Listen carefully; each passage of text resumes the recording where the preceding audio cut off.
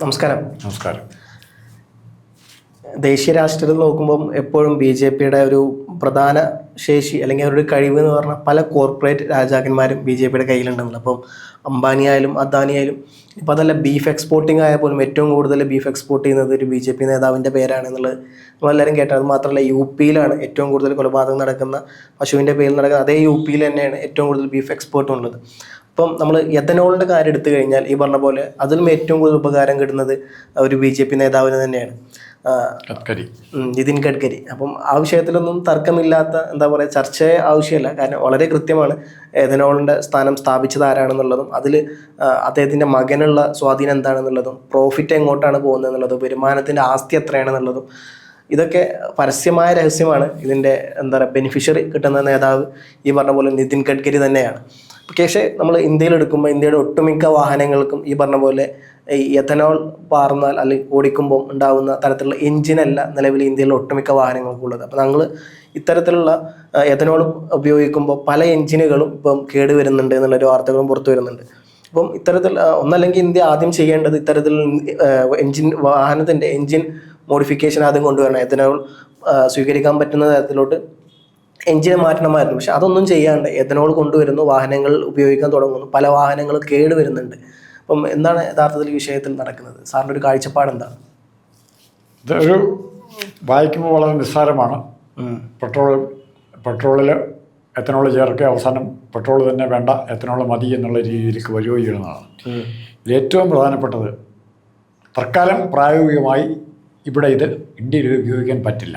ഒന്നാമത്തെ കാര്യം. അതിന് വേണമെങ്കിൽ ഫ്ലക്സ് ഫ്യൂവൽ മോഡ്, ഏത് തരത്തിലുള്ള ഫ്യൂവൽ ഉപയോഗിക്കാൻ പറ്റുന്ന എഞ്ചിനുകൾ ഇവിടെ ഡിസൈൻ ചെയ്യണം. അത്തരം എഞ്ചിനുകൾ നമുക്കില്ലാത്തതുകൊണ്ട് തൽക്കാലം നമുക്ക് പേടിക്കണ്ട. പക്ഷെ ഇതുകൊണ്ടുള്ള പേടിയല്ല, ഇതുകൊണ്ടുള്ള ഉദ്ദേശം എന്ന് പറയുന്നത് രണ്ട് തരത്തിലുണ്ട്.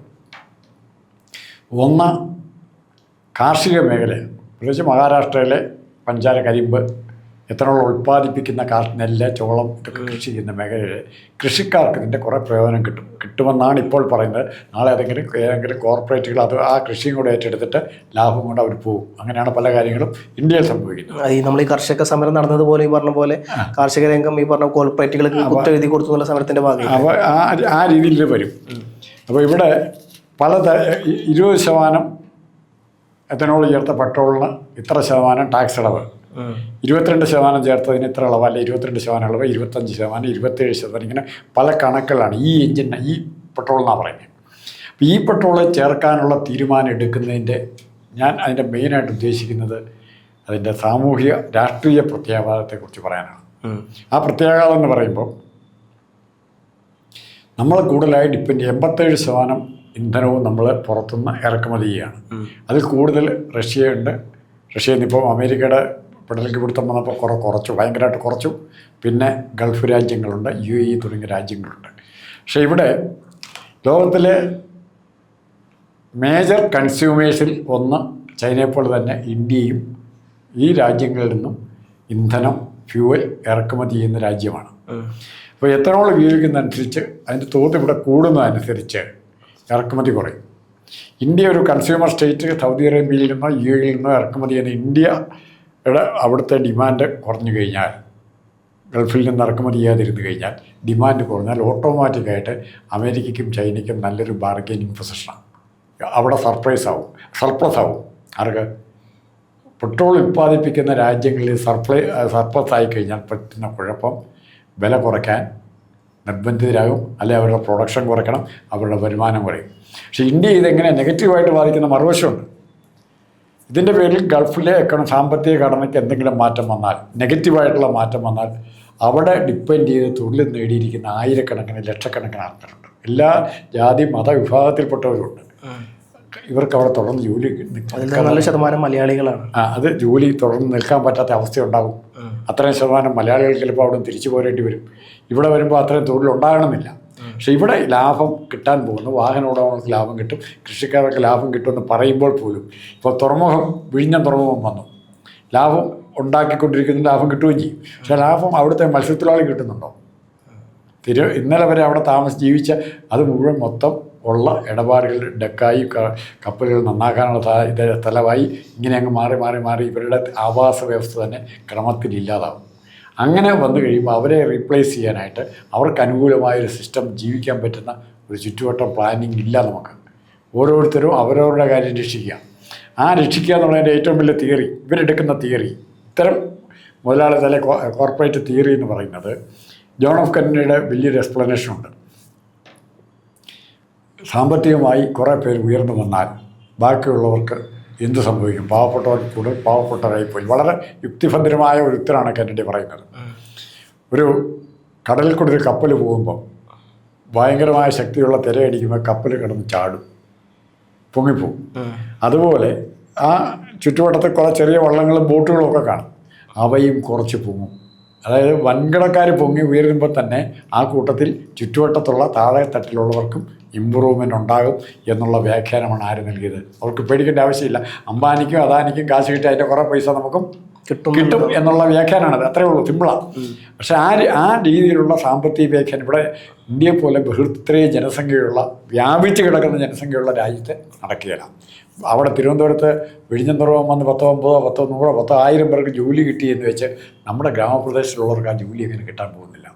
അവർക്കത് ഇപ്പോഴും കിട്ടാത്തവരുണ്ട്. ഇവിടെ എറണാകുളം മുഴുവനായി എത്രയോ പേര് ഇപ്പോഴും നമ്മുടെ ഗ്രാമങ്ങളിൽ തൊഴിലില്ലാത്തവരുണ്ട്.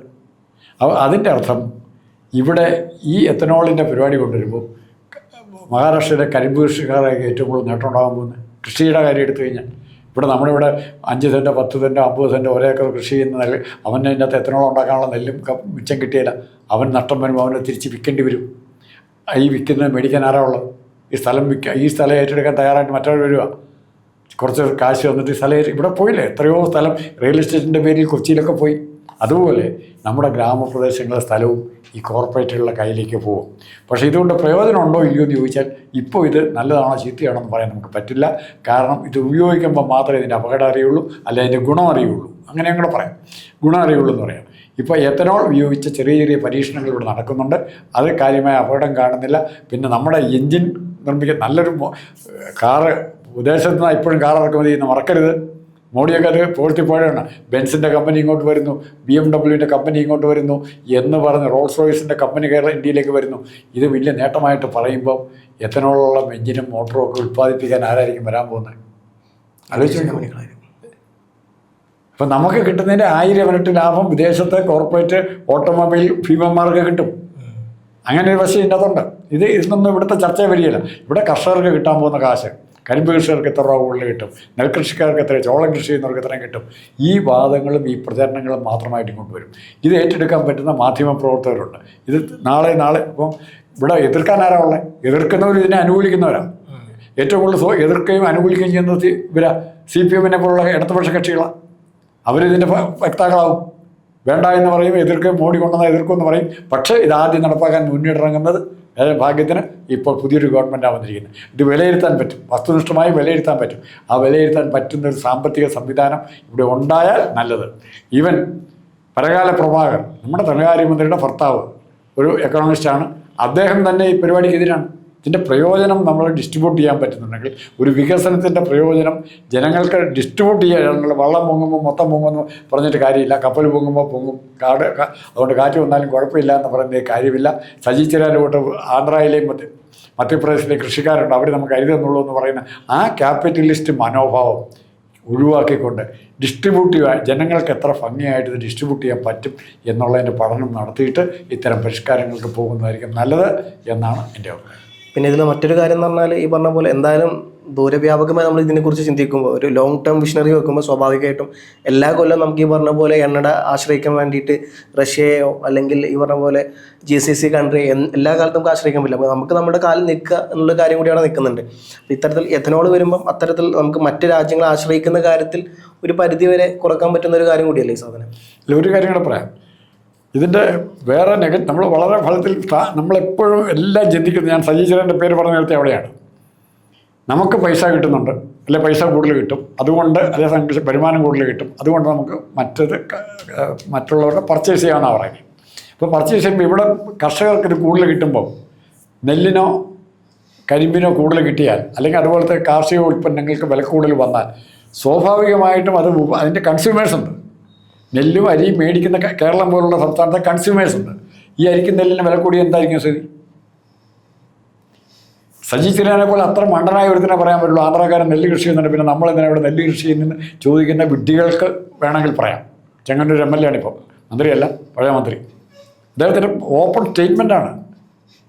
അങ്ങനത്തെ കാഴ്ചപ്പാടുകൊണ്ടിരിക്കുന്നവർക്ക് ഇതൊന്നും തോന്നിയില്ല. അവരുണ്ടാക്കുന്നുണ്ട്, നെല്ലുണ്ടാക്കുന്നുണ്ട്, ഇവിടെ തോട്ടിപ്പണിക്ക് അവർ വരുന്നുണ്ട്. ബംഗാൾ ഇവിടെ വന്ന് നമ്മുടെ മിറ്റം അടിക്കാനും മരം വെട്ടാനും കക്കൂസ് വീഴാനും വരുന്നുണ്ട്. എത്ര നാൾ സാധിക്കും എന്നോ അതിനൊരു തടസ്സം വന്നാൽ എന്ത് സംഭവിക്കും? ഇവിടെ സംഭവിക്കുന്നത് ഈ എത്തനോൾ ഉണ്ടാക്കാൻ വേണ്ടി കാർഷിക ഉൽപ്പന്നങ്ങൾ ഡൈവേർട്ട് ചെയ്യുമ്പോൾ, ഇപ്പോൾ നമ്മുടെ പ്ലാച്ചിമട, കൊക്കക്കോള, കുടിവെള്ളത്തിന് ക്ഷാമം വന്നില്ലേ? ഇപ്പോൾ AI പറ്റി പറയുന്നുണ്ട്. AI ഇന്ത്യക്ക് ഉണ്ടാകാൻ പോകുന്ന നഷ്ടത്തെക്കുറിച്ച് പറഞ്ഞു വരുന്നേ ഉള്ളൂ. ഭയങ്കര ലാഭമാകുമെന്ന് പറഞ്ഞാൽ നഷ്ടമാകുമെന്ന് പറയും. അതിൻ്റെ കൂളിംഗ് എഫക്റ്റിന് വേണ്ടി AI മെഷീൻസിനെ കൂൾ ചെയ്യാൻ വേണ്ടി ഭയങ്കരമായ വെള്ളം വേണ്ടി വരും. 26% കൂടുതൽ വെള്ളം വേണം. ജലദൗർലഭ്യമുള്ള ഇന്ത്യയിൽ എങ്ങനെ 26% വെള്ളം എവിടെ നിന്നെടുത്ത് ഉണ്ടാക്കി കൊടുക്കും? അങ്ങനെ ഓരോ വികസന പ്രക്രിയയിലും ഇത് നമ്മൾ ഇംഗ്ലീഷിൽ പറഞ്ഞാൽ every pleasure has a price, this time the price is death. നമ്മൾ ആ നാശത്തിൻ്റെ പാതയിൽ പക്കത്തൂടെയാണ് പോകുന്നത്. വികസനത്തിന് വേണ്ടി പോകുമ്പോൾ, പണ്ട് സ്വർഗത്തിലേക്ക് പോകുമ്പോൾ നരകത്തിൻ്റെ പാതയിൽ കൂടിയാണ് പോകുന്നത്. നരകം കണ്ടാൽ സ്വർഗം തോന്നുന്നു, അങ്ങോട്ട് ചാടാൻ തോന്നുന്നു എന്ന് പറഞ്ഞാൽ നമ്മുടെ അവസ്ഥ. ആ രീതിയിലുള്ള ഡെവലപ്മെൻറ്റ് വേണം. വികസനത്തെക്കുറിച്ച് ഫണ്ടമെൻ്റലായിട്ടൊരു ചർച്ച ഇവിടെ നടക്കുന്നില്ല. ആരെങ്കിലും എന്തെങ്കിലും ചെയ്ത് കാണിച്ചു. ഇപ്പോൾ എത്ര അഭിമാനത്തോടെ പറയുന്നത്, 1-ാം നമ്പർ അമേരിക്കയെ തോൽപ്പിക്കുന്ന ആരോഗ്യ പ്രശ്നമാണ് ഇവിടെ നിന്ന്, ആരോഗ്യ വികസനമാണ് കേരളത്തിൽ നടന്നതെന്ന് പിണറായി വിജയൻ്റെ അപ്പോൾ അമേരിക്കേൻ്റെ മോഡലായിട്ട് എടുത്തിരിക്കുകയാണ്. അപ്പോൾ cost of treatment, cost of medicine, pharmaceutical ഉൽപ്പന്നങ്ങൾ, അവർക്കുണ്ടാകുന്ന ലാഭം, ഇതിനെക്കുറിച്ചൊന്നും പിണറായി വിജയൻ അറിയത്തില്ല. ഇവിടെ ഒന്ന് വാചകടിക്കും. ഇവിടെ പണ്ട് പിണറായി വിജയൻ വരുന്നതിന് മുമ്പ് കമ്മ്യൂണിസ്റ്റ് പാർട്ടി ലോകത്തുണ്ടാകുന്നതിന് മുമ്പ് ഒന്നാമതൊന്ന രാജ്യം കൊച്ചി തിരുവാങ്കൂർ, പല കാര്യങ്ങളിലും ആരോഗ്യ മേഖലയിലും എല്ലാം. അതിൻ്റെ സംഭവിക്കുന്നത് ഇവരാണ് ഉണ്ടാക്കിയത്. കമ്മ്യൂണിസ്റ്റ് പാർട്ടി ഉണ്ടായിട്ടില്ല, കാർൽ മാർക്സ് ജനിച്ചിട്ടില്ല അതിനു മുമ്പ്. ഇത് നടക്കാത്ത. അതുകൊണ്ട് ഈ എത്തനോൾ പെട്രോൾ എന്ന് പറഞ്ഞ കാര്യം കേൾക്കാൻ ഭയങ്കര രസമുള്ളതാണ്. ഒരു 10 വർഷം കഴിഞ്ഞ് നമ്മുടെ വാഹനങ്ങൾ എല്ലാം വളരെ ഭംഗിയായിട്ട് വളരെ ചിലവ് കുറഞ്ഞ് നമുക്ക് ഓടാം. ഇപ്പോൾ പെൺകുട്ടികൾക്ക്, സ്ത്രീകൾക്ക് ഫ്രീ ആയിട്ട് യാത്ര ചെയ്യാൻ പറ്റുക എത്തനോൾ ഉപയോഗിക്കുന്ന KSRTC ഓടാൻ തുടങ്ങുമ്പോൾ ആ നഷ്ടം വേണം നികത്താം എന്നും പറഞ്ഞു വയ്ക്കാം.